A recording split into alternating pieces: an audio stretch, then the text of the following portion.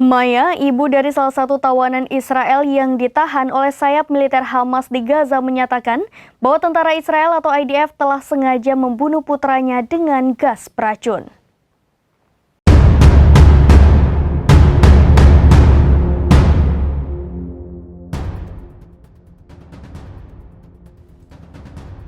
Maya, ibu dari salah satu tawanan Israel yang ditawan oleh sayap militan Hamas di Gaza mengatakan bahwa tentara Israel telah sengaja membunuh putranya dengan gas beracun.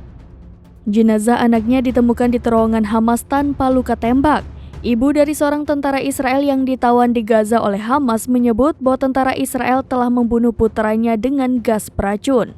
Tentara Israel memberitahu keluarga tawanan perang Ron Sherman, Nick Beser, dan Elia Toledano bahwa tidak mungkin menentukan penyebab kematian mereka. Surat kabar tersebut melaporkan bahwa tentara pendudukan mengambil jenazah mereka dari terowongan Al-Qassam di Kem Jabalia pada tanggal 14 Desember. Operasi pembantaian dengan gas ini mengingatkan cara Nazi, di mana Nazi mulai bereksperimen dengan gas beracun untuk keperluan pembantaian massal pada akhir 1939.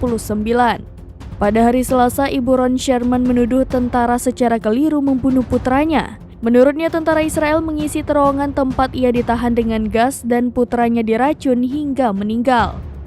Sang ibu mengklaim bahwa mereka juga menemukan bahwa beberapa jarinya juga remuk, tampaknya karena upaya putus asa untuk keluar dari kuburan racun yang dikuburkan oleh IDF di dalam dirinya ketika ia mencoba menghirup udara, namun ia hanya menghirup racun IDF. Berdasarkan pernyataan yang dikeluarkan tentara Israel, laporan otopsi menunjukkan tidak ada tanda-tanda cedera atau tembakan di tubuh kedua tawanan tersebut. Mayat 3 anak Beser yang berusia 28 tahun dan Sherman dan Toledano yang berusia 19 tahun ditemukan di Gaza oleh pasukan pendudukan Israel pada pertengahan Desember.